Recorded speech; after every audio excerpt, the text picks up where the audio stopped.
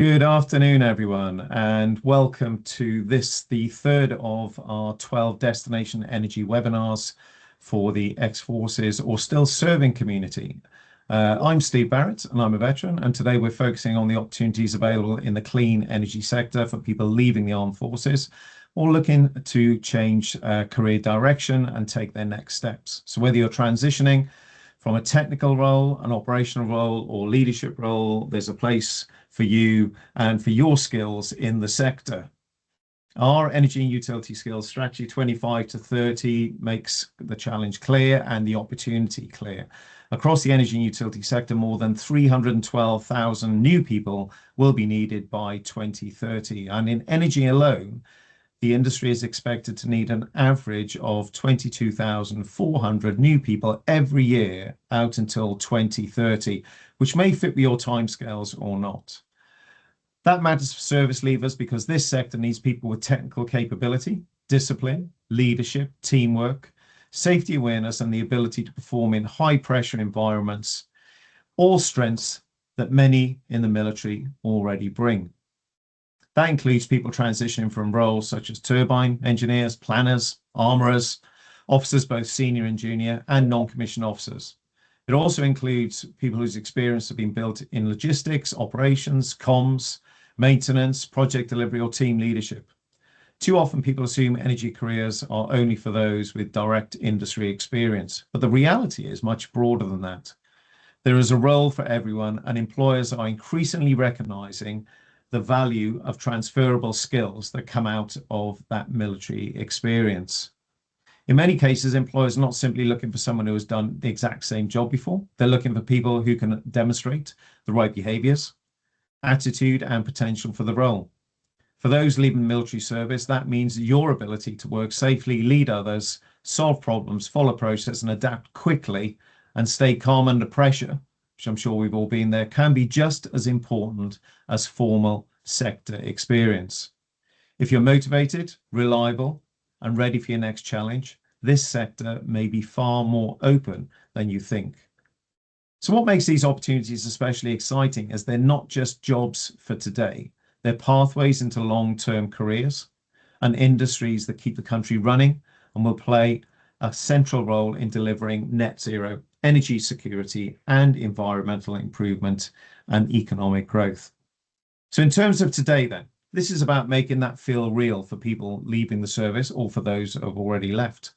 Not through policy language or big stats alone, but through honest stories and people who have made the move or who recruit and support those who do so. We want to show that these jobs look what they look like, how military experience can translate into civilian careers, and what support is available during that transition, and why this could be a route worth considering for yourself. We're joined today by a mix of voices who can speak to different routes into the sector and what progression can look like over time. And between them can help us understand not just where these careers can lead, but what the first step looks like for people coming from a military background. So without further ado, I'd just like to open the floor to my esteemed colleagues and ask them to introduce themselves. So Britt, shall I come to you first? Yeah, hi. So, hi, I'm Britt. I am currently at NISO as our Corporate Social Responsibility Manager. And previous to that, I was the Diversity, Equity, Inclusion and Belonging Manager.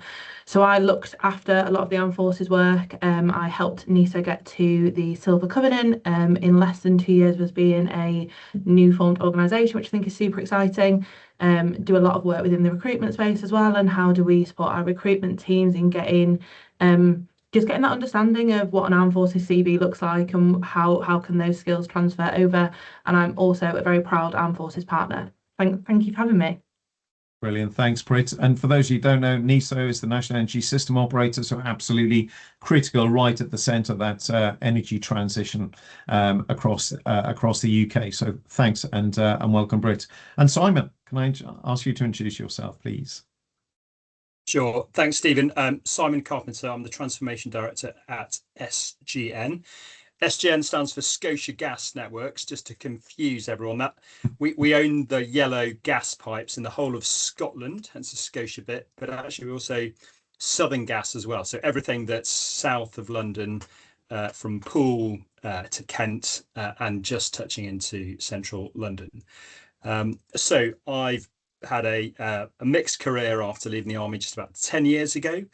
SGN are Gold Covenant DRS holders, just like Britt mentioned. So I'm really flying the flag for all ex-service people at SGN, whether that's recruitment, whether that's development, whether that's running the military engagement network. And obviously this is Armed Forces Week as well. So loads of activity going on there with Reservist Day yesterday, if I get my weekly cadence correct.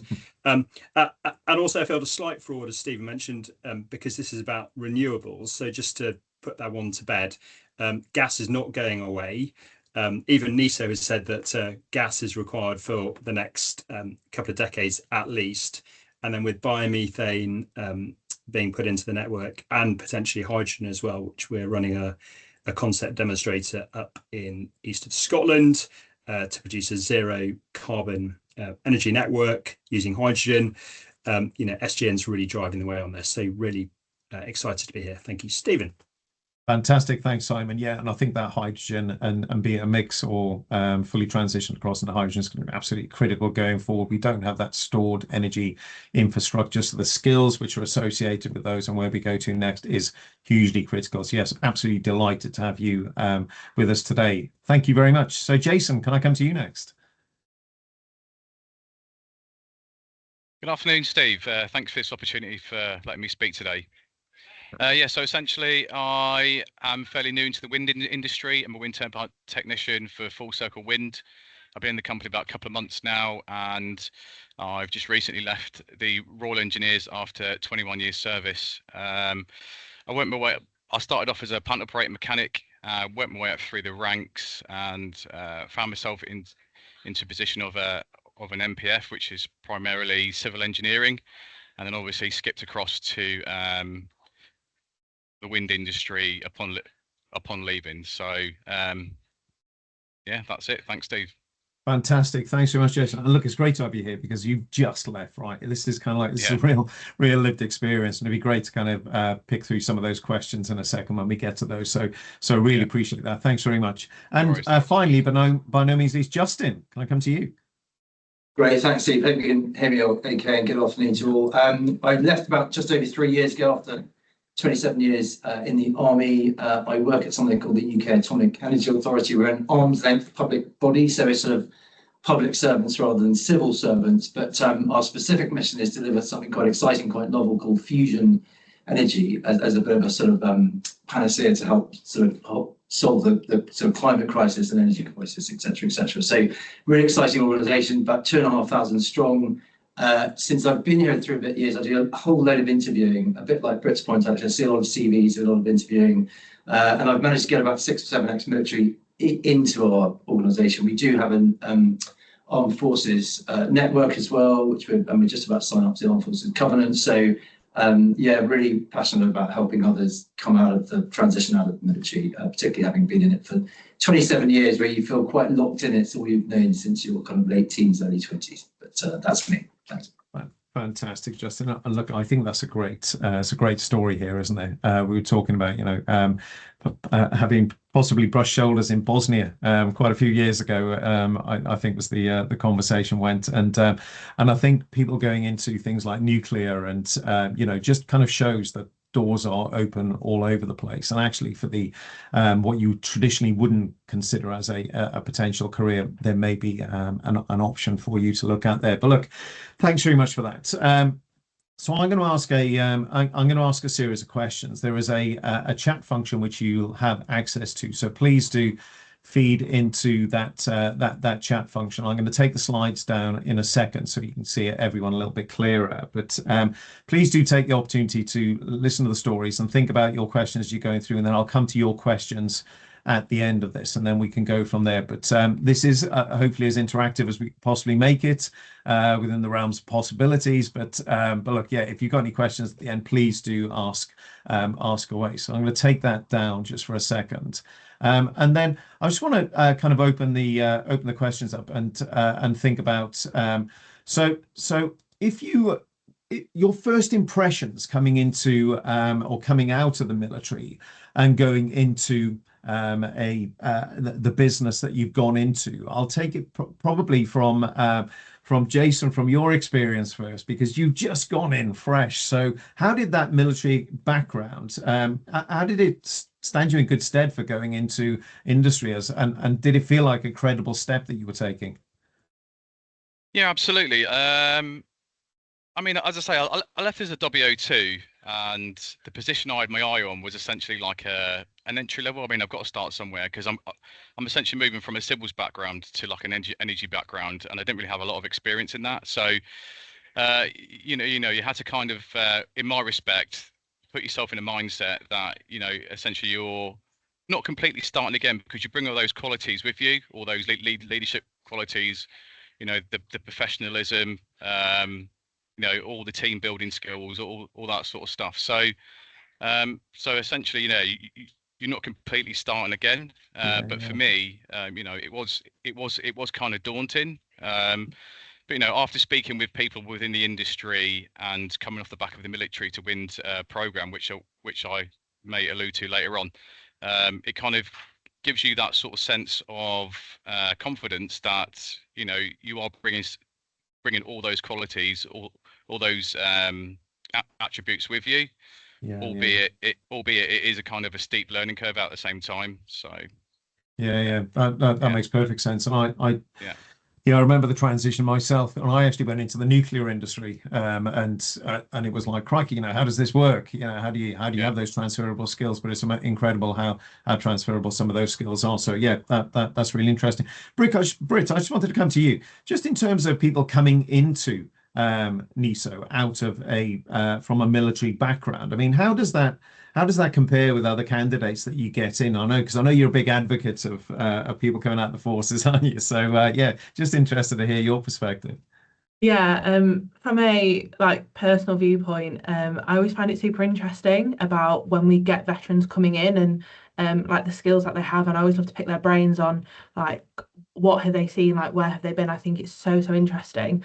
I think there's a lot of worries and fears that people coming from the military don't have the right skills, don't have the right qualifications that we're looking for. And I'm always like, you absolutely do.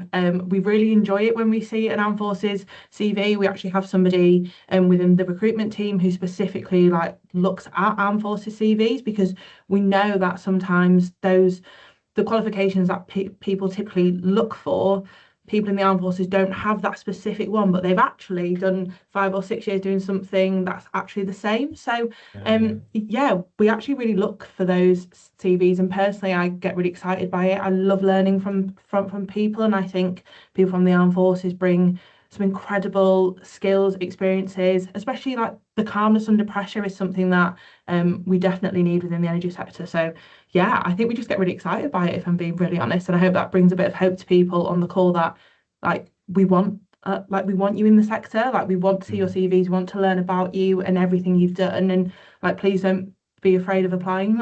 People want to see you and people want you in the organisation for sure. Brilliant, thanks, Britt. And Justin, shall I come to you next? What's your experience been like?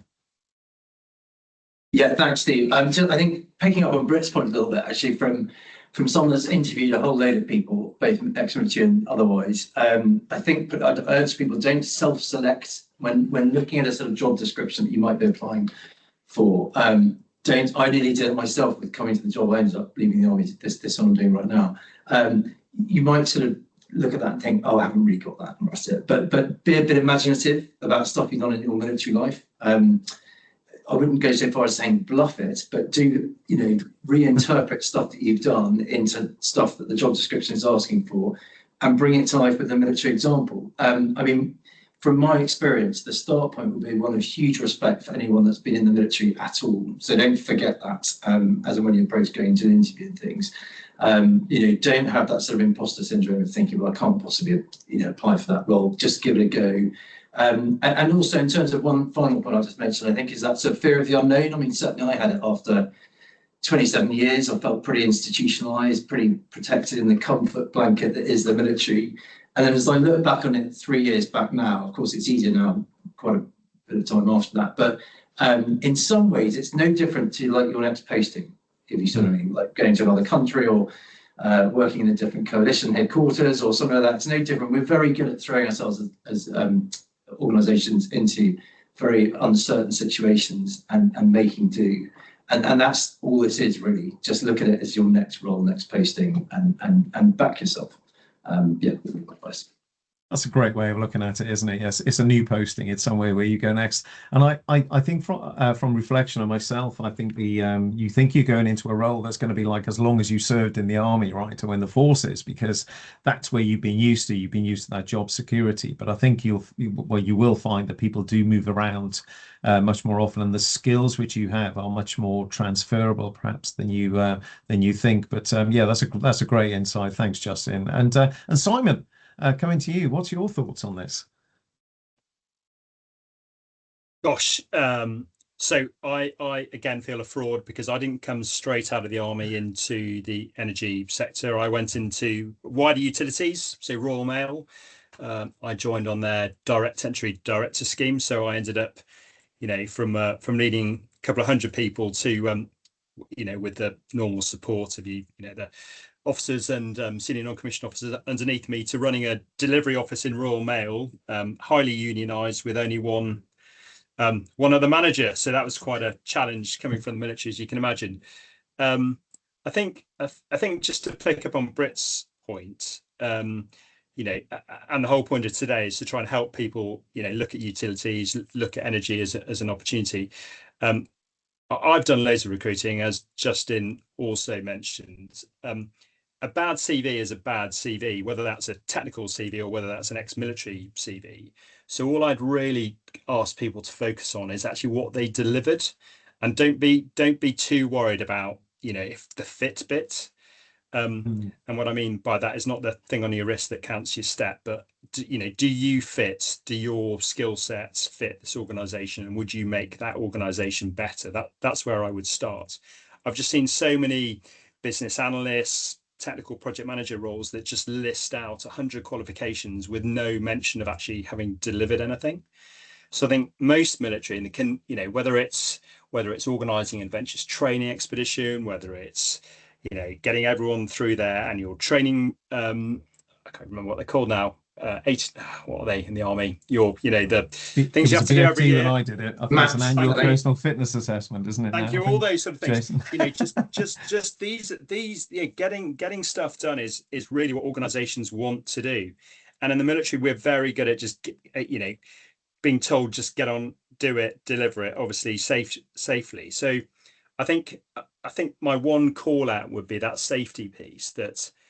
Certainly in the utility sector is so important, and there's quite almost a clash, a contrast, in that in the military you're almost told to get just JFDI, get it done, and complete the mission, whereas in the utilities world is, yes, get things done, but there is a massive safety case. So I would just ask everyone to really think about what they've done in the military, make sure your CV is readable, but really call out the things that you personally have delivered, because I'm sure there are lots of examples. Brilliant. Thanks, Simon. And good advice off the back of what Britt said there. And I suppose in terms of the route into industry, and I'm sure there'd be slight variance on this, but there is never a one size fits all. And I think if you are transitioning from one industry, one organization, and going to the energy industry, I think perhaps that stability within some of those roles, and also the longevity we talked about. I mentioned earlier 312,000 people needed over the next kind of 4.5, 5 years. Well, the reality is it goes beyond that 4.5, 5 years. It's well into the future. So therefore, in terms of what that employer profile or employee profile looks like, the sorts of people that are coming into industry, yes, we're looking for semi-skilled people to come in to be able to top up some of those roles, but also new entrants as well. So there is a significant investment around, in fact, Britt, I'm glad you're on the call, £40 billion spend, NESO quoted. to achieve transition to net zero by 2030. So that means a lot of money being spent on being spent on capex, capital infrastructure spend, but also there's an opex that goes beyond that as well. That operational delivery of that equipment, and that goes right the way across transmission, distribution, right the way down into not only networks but people's homes. You'll hear about things like EV charge points, solar, micro generation, as well as, let's not forget, let's get back to the nuclear side of it, two huge nuclear power stations being built. Hinkley Point C down in the southwest, Sizewell just being commissioned with some government backing as well. So there's lots and lots of things to look at, and how your potential skills fit into those potential roles. So I'm just going to talk about qualifications and recruitments, and it's great to have Britt on the call, obviously, but just, there's often a concern around service leavers, whether they have the right qualifications, and and we've already mentioned it's not always about qualifications, but I mean, Britt, from what you've seen, what are employers really assessing candidates for? How can veterans present their military experience strongly in an interview? So I think people need to remember that, like the things you've done, the things you've seen, like what you've led, the majority of people on your recruitment panel won't have done that. So really explain to them in blanket terms what it means. When I first started my armed forces learning journey, I call it, when I was in the police a few years ago, I knew nothing about the military, and yet I was supporting veterans getting into the police. I knew nothing about it, so I really had to sit and learn. So being able to really clearly explain, oh, I did this, which use these skills, will really help you.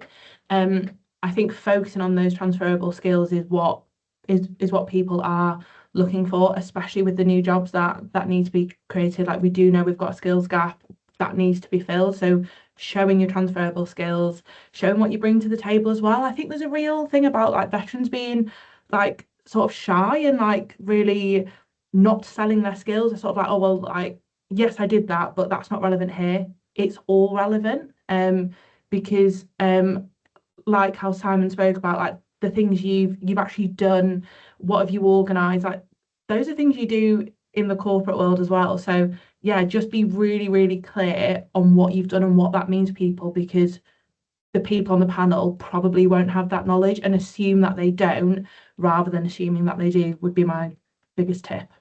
Fantastic, Britt. That's really useful, and certainly something I think which people can take away. Jason, I'm going to come to you because you're the most recent experience, but how did you find yourself trying to translate those skills into something which was understandable at panel and go through that process? Well, at first, yeah, I mean, it is difficult. It is difficult because I think we naturally just play down our sort of attributes. For instance, you've got I'd young sappers organising big events and stuff like that.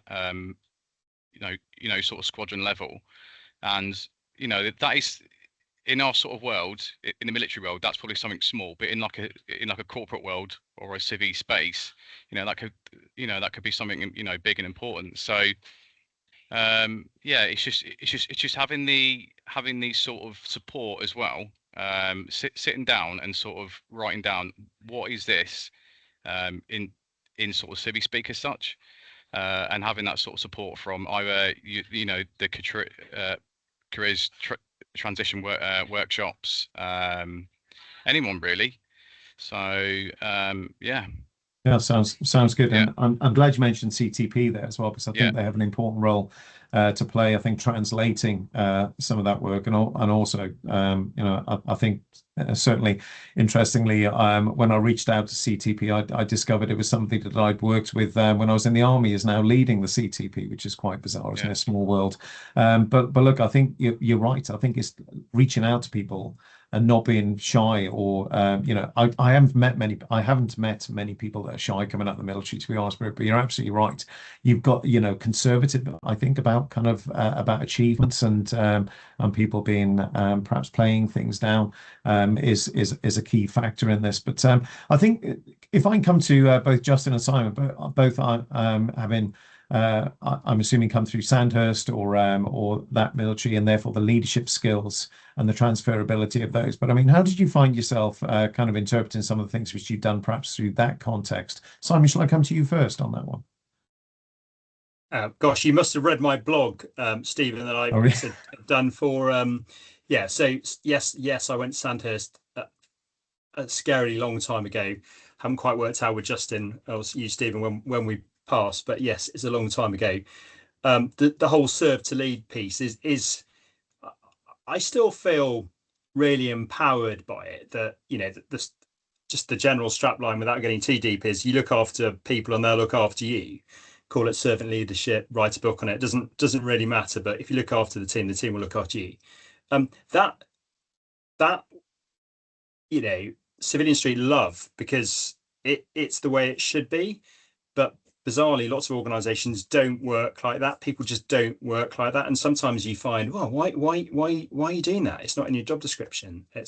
Whereas not many people in the military I ever came across said, no, it's not in my job description. Can't possibly do that. Because again, we sort of do that. Well, if it's in for the common good, people might call us indoctrinated by, with that sort of way of working. But that's how military get things done. They've got a group of people. Yes, everyone has a specific role, but we just get on and do it. I think let me just bore you with a really quick dip, because this, I think, is just making your military skill set relatable to the organisation you're going to look at. So I was at a CTP in Maidstone, and a full corporal Royal Logistics Corps bomb disposal officer, a bomb disposal non-commissioned officer, walked past and said, oh, I can't get a job in the gas industry because it's not relatable. It's just, there's nothing, he wanted to settle down because I think he'd had a young family. And I said, well, just hold on for a second.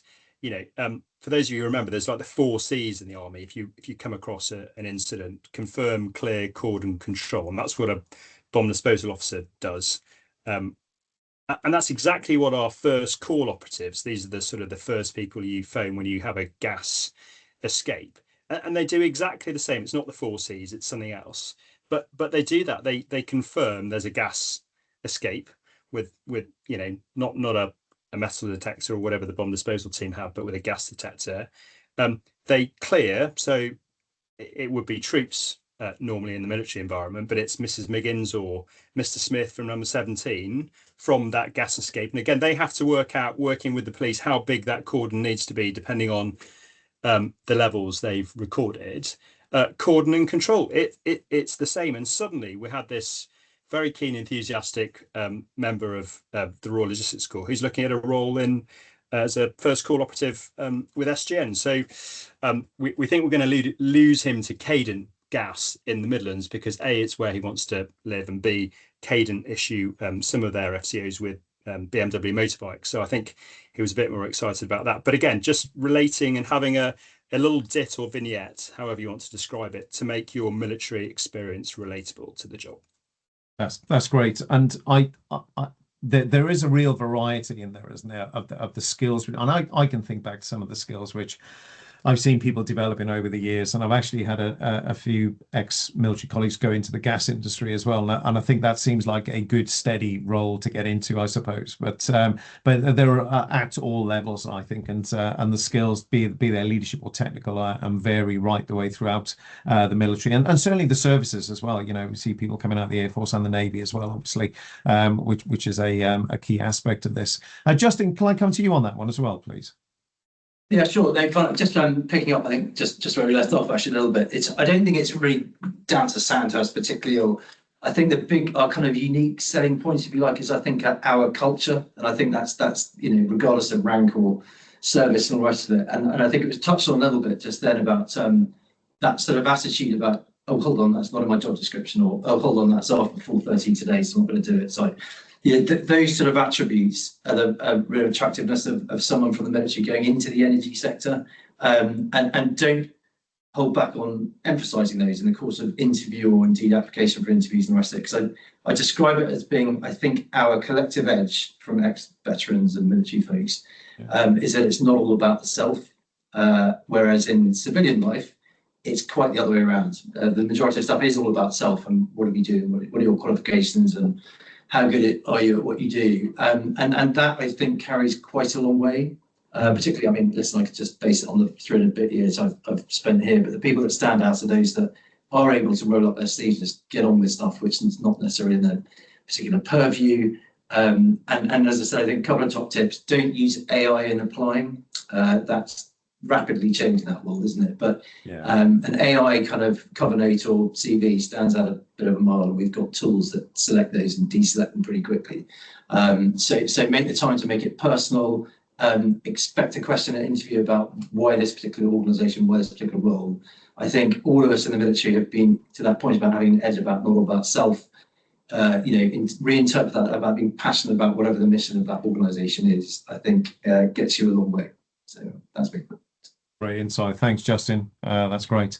So look, support and development. What can you expect when you get into these organizations? You know, the energy sector talks a lot about diversity and inclusion, and that is really, really important. And I think it's not, you know, it's not just the color of someone's skin or any other element which is perhaps more visible. It's right the way through industry. We just need to create a much more diverse workforce and the likes. But I mean, look, when someone comes in from a military background, what kind of onboarding do you get when you go into your organization? Jason, I'll come to you first, but I mean, in terms of that training and development, what can they realistically expect? Because we've already said you're not going to have exactly the right skills, right? You know, you're always going to need some kind of development. So what was it like from your perspective, Jason? Yeah, I mean, absolutely. As I say, I come from a civil engineering background, more biased towards sort of mechanical and hydraulics.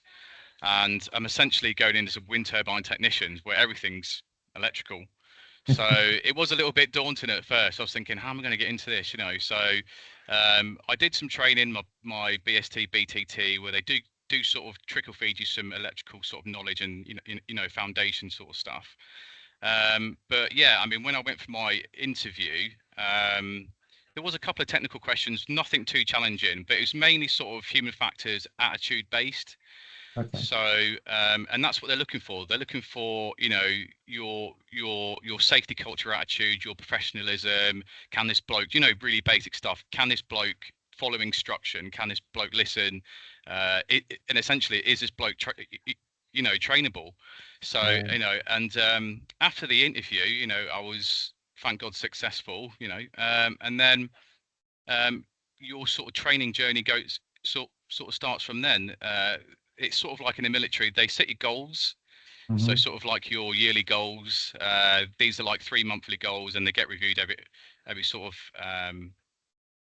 3 to 6 months. And then once you've reached certain milestones, then they send you to nice places where I am now, currently in the Netherlands, on a level 1 wind turbine course essentially. So, you know, they just want to know whether you've got the right attitude. This person is essentially a team player as well. Yeah. And their sort of mindset is obviously safety critical. So, yeah. Fantastic. Netherlands, eh? Cool. Yeah. I'm in East Anglia. I'm sure it's lovely in the Netherlands. Though. Oh, it's great. Yeah. Excellent. Still traveling. Justin, shall I come to you on that one as well? Because you would have had a different kind of experience, I guess. But still around that, I would anticipate that CPD type approach, you know, where you were looking at continually evolving. Yeah, no. Thank you again. Just to remind, I'm in a sort of arm's length public body, so it's slightly different to the private sector. But no, I mean, very supportive. We've got an armed forces network, so there's a sort of peer community having arrived that swings you up pretty quickly, and you might say the odd thing or mean something slightly different, and you know, there's definitely a bit of a period of adjustment. But also, I've found it.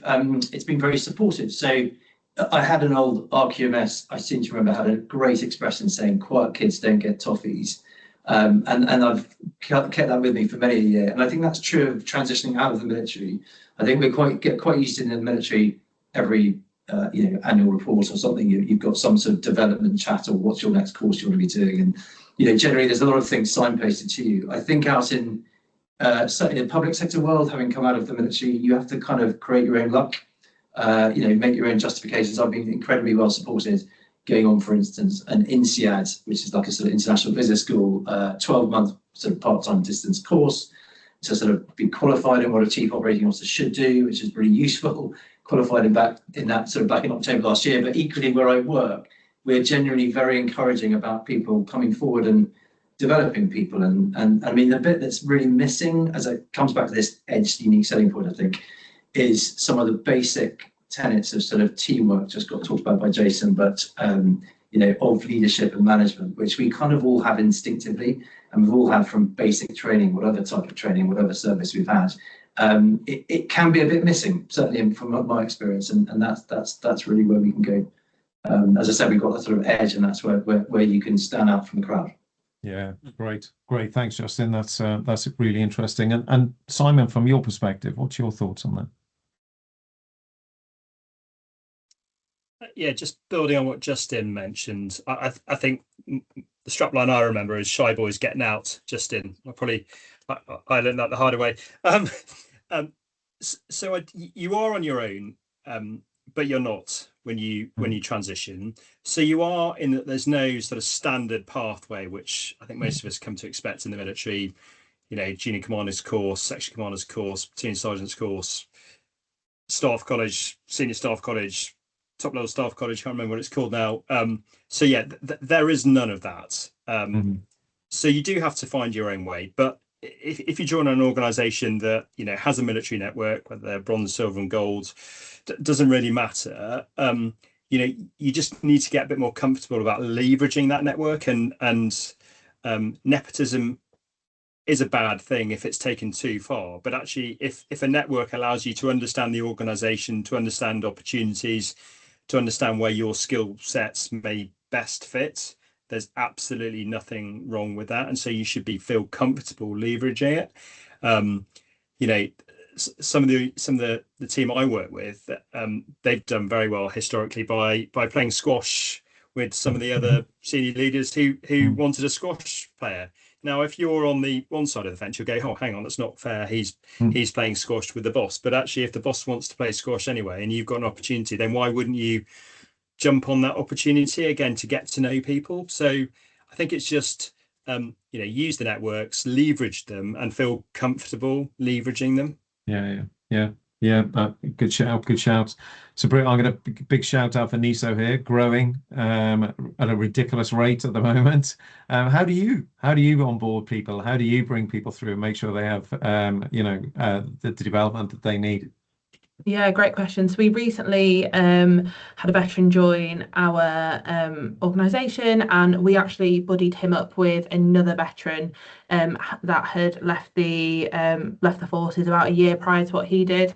So during his interview, they had like a conversation as well, which was really interesting. So they had a onboarding session themselves, just about like what life in the energy sector is like, which was quite good. And then in NISO, we have something called inclusive personal development plans, which is a plan you have that looks at your development, what do you need to grow, and your manager will have a conversation with you as a minimum every couple of months, just to be like, how are you going? What can we help with? Just for your development. But I've been having one every month with my manager about what my development looks like. I know that other colleagues do as well. I will say, I will copy what everybody has said. That to my mum would say, "Shy bairns getting out." It is good to advocate for yourself, and that isn't a bad thing. You may not know the skills you need, but you'll probably know what your gap is, and being able to vocalize that does no harm. But yeah, there are really strong routes. It does depend in NISO which role you're going for as to what sort of formal training and onboarding you get, but we do offer it, and we do have our development plans, which I'm really proud of, because they are great, and the energy sector wants people to grow, right? So people are investing in your development, they are investing in your growth, but don't be scared to ask for it. Yeah, Fantastic. Thanks, Britt. And it's a really good point, isn't it? Because I think there's a staging process as well, isn't it, where people are coming out of military and hopefully people are accessing the training and the support which is provided through the likes of the Career Transition Partnership and other partners I know that deliver training into industry. I think there's also a little bit for me about certainly when for instance, when I came out, I realised that I was sat alongside a lot of people that were in quite senior positions, and having gone through university and done their degrees and everything else, and I decided to put myself through an MBA on the basis that I want to have comparable, at least credentials that sat alongside that. And that was on a basis that I made a conscious effort that I wanted to progress and I wanted to get to a point in industry. So I almost kind of gave myself a self-inflicted kind of continuous professional development route, and I think that's the options which people have. And back to I think the point Justin and certainly Simon you made as well. Where do you want to be? What do you want to do? And your flexibility, your adaptability to be able to go and get something, and your positive, I guess, aspect on what you're trying to do is, I think it's a thing which sets certainly from my perspective, from what I've seen and my experiences of military people, ex-veterans aside. So I think we absolutely need to be nurturing that as much as we can. But Britt, that's really interesting. Jason, anything to add from yourself before we move on to the next question as well? Say again, sorry. Anything else to add on that one as well before we finish? No, I'm just more than happy to just talk about the Military to Win program, if that's all right. So, yeah, go for it. Go on. So when that comes up, so I'm gonna do a bit of plugging here. So Military to Win program essentially took me from a Royal Engineer, not really knowing what he wants to do, but he just knows what kind of industry. So essentially, it was a 7-week program orchestrated by the ECITB and a man called Andrew Elrod, who worked for Aurora Energy Services. Essentially, it was a 7-week course that takes you from zero to hero in the wind industry. Providing you with, a plethora of all your safety qualifications. And then what was really interesting for me about that course is that it actually gives you an opportunity to get in front of real employers. My first interview was a bit rough, just getting used to that sort of interview process, speaking about yourself and trying to sort of convey all the qualities that you've got from a full military career into sort of civilians talk. That was pretty difficult, but come sort of interviews 3, 4 and 5, it kind of just flowed off the tongue then. And then off the back of that, I got 3 job offers and I was successful. Well, and I eventually took one of them, obviously, and this 2 months down the line, this is where I am. So that's a great program, and absolutely. I'll give a shout out to the ECITB on that one. Lindsay's actually on the call. I think I might saw her name, Lindsay Benson, who's kind of with ECITB. So yeah, absolutely.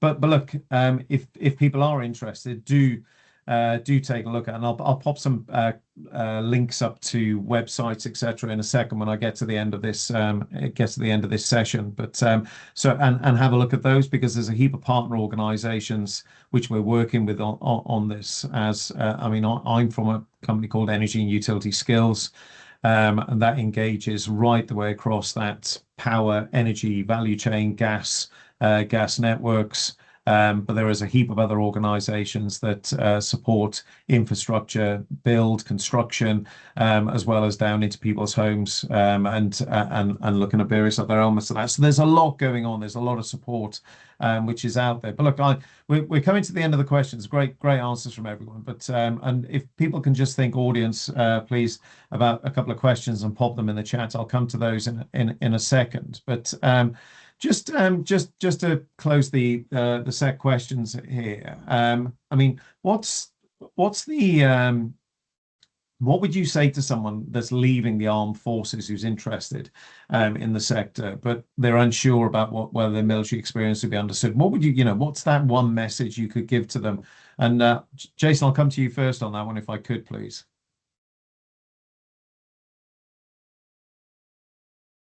So have the confidence to speak about your experiences. Seek out programs like the Military to Wind, Network to Death. I mean, I wasn't too confident with LinkedIn, but that was my way in essentially. So I reached out to the Forces Transition Group, who then put me in touch with Aurora Energy Services, and then it's just kind of branched out from there. So just network to death, really. Just get out there, put yourself out there, make some friends essentially, and just don't be afraid to sort of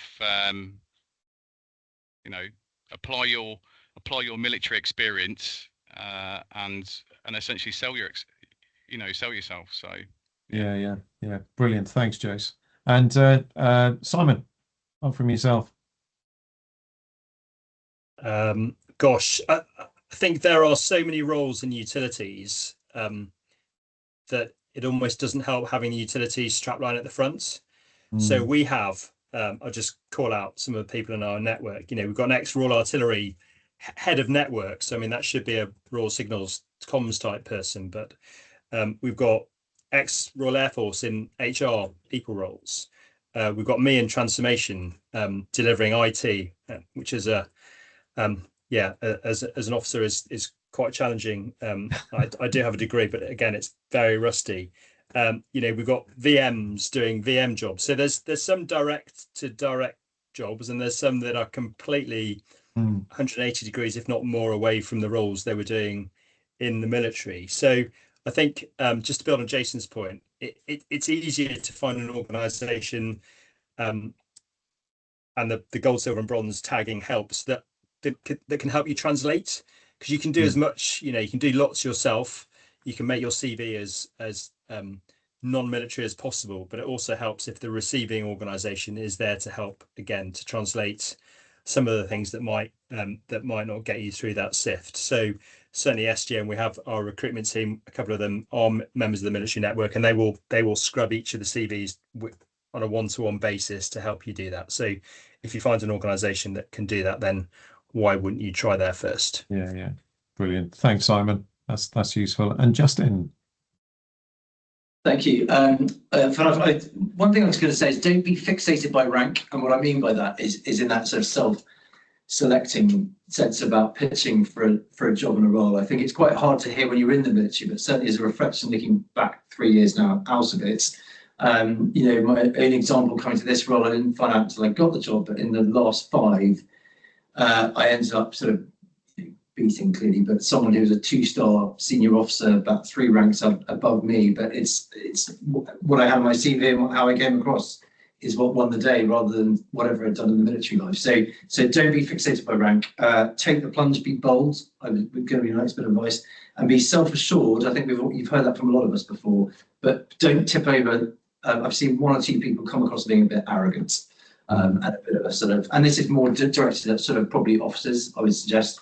Coming out and coming into a job thinking, I've done all this amazing stuff in the military, this is why you should hire me. I think if it tips into that, just remember my point about align yourself to the mission of the organisation, be passionate about that, and that will carry a long way. So, yeah. Thanks, Justin. And Britt, is there anything else to add before I pop across to some of these questions in the chat? I think just the main thing is that, like, reach out to organisations. Like, I've been looking at some of the questions and people have asked, like, I've been trying to apply, or how long do I wait to apply? Like, my biggest thing would be to reach out to the recruitment teams in the organisations that you think you might want to work for. Reach out to them. You can join a lot of like talent pools or like talent waiting lists where you then put your CV on, and then when jobs come up, they get screened. Like, that happens in loads of organisations that I know of. So I think what everybody else said has been great. Just put yourself out there. Like, the worst thing you can do is not apply for anything. Like, just try, and like, CV writing and like the interview prep is a skill. You're not going to be great at it straight away if you've not done it in years and years and years. So I keep giving it a go. Just as what Jason said, like, your first one probably won't be great, but your second one will be a bit better, and your third one will be as well. And that's the same for everybody, and that isn't just like a veteran problem. That isn't everybody problem. It is an absolute skill. So yeah, just try, just give it a go. Good shout. Thanks, Britt. And yeah, I can definitely see that one. So look, I've got a few questions in there. First of all, for Jason, I love the background. Love that. That's got the most thumbs up. So that's a good result. I've got a question from Manuel. I did 8 years in the service and studied a year studies in the oil and gas management at Coventry University. The first thing I'm going to say on that is you would have seen, and I'm not sure what the timing is on this, but the oil and gas industry is extraction. I'm talking about generally on the UK continental shelf, whether it's in decline now. I think there's an aspect there where work is slowing down. There is still work. Absolutely, there's years of work to go on there as well, but that is in decline. So you've pointed out there that you are looking for a career path into energy and gas industry, but it's been quite challenging. Is there any assistance in doing so? So the first thing I would say is to reach out to some of the organizations. I'm going to pop a slide up in a second so you can go and have a look at something if it's specifically across power or gas networks, or perhaps in that electricity generation space that you want to get involved in, that you can go and have a look at. But there are some other websites that you can go to the Destination Energy website and click on some of the links to jobs there. Destination Nuclear is on there as well as iGEM have a few jobs on there, and the Energy and Utility Careers and Jobs website has a few across water, gas, and power. So please do go and have a look at those. But I'd encourage you to do so. But I think back to the points that have been made today is you may not think the role that you're going for. Sometimes it's about getting into these organizations. I'm not sure if anyone else has got anything to add on this, but sometimes it's about being really pragmatic about the skills that you've got and actually getting an entry route into an organization and then thinking about where you go from there, because there are careers for many, many years to come in the energy and in industry, both across gas and power. We talked about hydrogen earlier, but that my advice would be, look, keep looking and get yourself signed up as well. There's a talent pool which you can sign yourself up to. There's about 10,000 people in that at the moment, and you'll get constant nudges or constant information about things that happen in the sector and some of the jobs which are coming up as well. So real-time stuff as well as future awareness, and also sign up to the rest of these webinars. We've got another 9 to get through, so we're bringing lots of people in from different organizations to have a look at. But is there anything else anyone would like to add from the panel on that? No? I think Okay. the talent pool is a great thing. Just Google the organisation you want to join and recruitment, and they will have an email on there, like all organisations do, and just shoot your shot that way. Like, send over your experience, send over your skills, like really put yourself out there is what I would say. Brilliant. Thanks, Britt. I've then got one in from Ryan. Ryan Harvey, Lance Corporal, I think that is. Gosh, I haven't seen that for a while. And you've come out of the military, gone back in as a VM and vehicle mechanic. Yeah, I think you're right. There are people out there in civilian life struggling to get jobs. And again, back to the point which I made, please do encourage people to sign up Talent Pool, Google, and look for those jobs which are out there. There are those jobs. As I said, there are around 40,000 jobs. They're not all at perhaps the level which is accessible where you don't have those skills, but please do. I'd encourage people to get in touch with those organizations. And also bear in mind, with things like distribution, gas distribution networks, power distribution, even the transmission networks, so the ones where the pylons are, if there's power generation, they're happening in your area. It is regionalized. So please do have a look at who's operating in your area and have a look which types of organizations you could be potentially working for. And that goes right the way across into retail as well down in your local area. Craig, thank you very much for your comments on the ECITB program. Yeah, absolutely agree. Army is the best, but I might be biased. There's a comment there about how great the program is, and I fully endorse that. Thanks, Steph, for your feedback. Becky's fed back on that, and Joe's fed back on that. So look, some great questions. Thank you very much. I'm just going to pop a slide up at the end here, just before we finish off, and I'll ask my esteemed colleagues just to provide one takeaway perhaps for people on the call. But I just wanted to point out here the Destination Energy website. There's a QR code on the left-hand side there. Please do scan that. Go and have a look. There's got some case studies on it. It's only just been up and running for the last 2 months, so it's not particularly mature, but we're continuing to evolve it. It's got all the partner logos, which you can see down the bottom there, and they cover a multitude of sub-sectors, if you like, across the energy industry, and specifically the clean energy industry. And we talk about that transition to a clean energy system by 2030. The challenge is there. We're trying to support getting people into industry, and if there's anything that we can do or I can do as an individual to get military people into some of those good jobs, then I'm absolutely going to do what I can to enable that. So please do go and take a look at that. There is another webinar which we have running on the 22nd of July.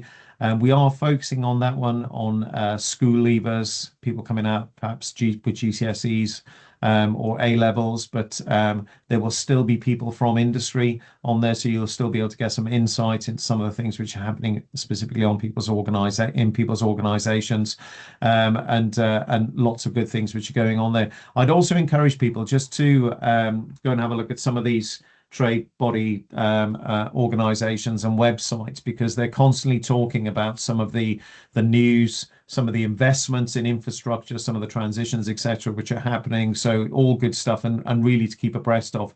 But look, takeaway from me before I come to the panel is industry is growing. It needs new people. It needs people with semi-skilled. It needs people that are fully skilled. And whatever your skills, whatever they are, look, I was in the household cavalry, and worked on tanks and the mounted regiment in Knightsbridge. So there was a job for me in the nuclear industry and moving through that into skills, but there is jobs for everyone. So I'd encourage people to do so. Jason, one key thing which you tell people as a key takeaway from this session, if you could, please. For me, my message will be pretty simple. So don't underestimate what you bring. So as service leavers, obviously you're used to managing risks, problem solving, working in challenging environments, that sort of stuff. I mean, as I say, I come from a civils background, moving to electrical, and I didn't have all the tools, I didn't have all the knowledge, didn't have all the lingo, but as long as you can show that you've got the right attitude, and essentially you can work in that team, they will take you on. Do you know what I mean? So just sell yourself, have the confidence to have something about yourself, and just go for it. Take those risks. Just take those risks. As I say, I'm going to echo what the rest of the panel said. Shy kids don't get nothing. So just ask about, have the confidence, network as well. Really network. Make some friends on LinkedIn, Facebook, whoever. People in those industries, and just go for it. Just Brilliant. Go for it. Thanks, Jason. Much appreciated. And Justin. Yeah, I'll be quite quick. I think beware imposter syndrome and take the plunge. Brilliant. Thank you. And Simon. Yeah, loads of roles out there. Be yourself. I'm going to plug SGN. I'm just reading straight from our recruitment. Trainee gas engineers available now. Good salary. We're after value, skills, and potential. Nothing to do with the qualifications. So it's not all about the qualifications. Fantastic. And finally, Britt. Going to go down a slightly different route. Look for organisations that have signed the covenant. They should have an understanding of the armed forces, what you bring. They should have a network in place to support you. So really lean on that, because getting the covenant is not an easy feat. So yeah, really look into that. Fantastic. Thank you. And thank you to all my panelists today. Really interesting insights. Great questions coming back from the floor. Please join us on the next webinar if you can on the 22nd of July. And without further ado, enjoy the rest of your day and try to stay cool in this incredible heat. Thank you all. Bye-bye.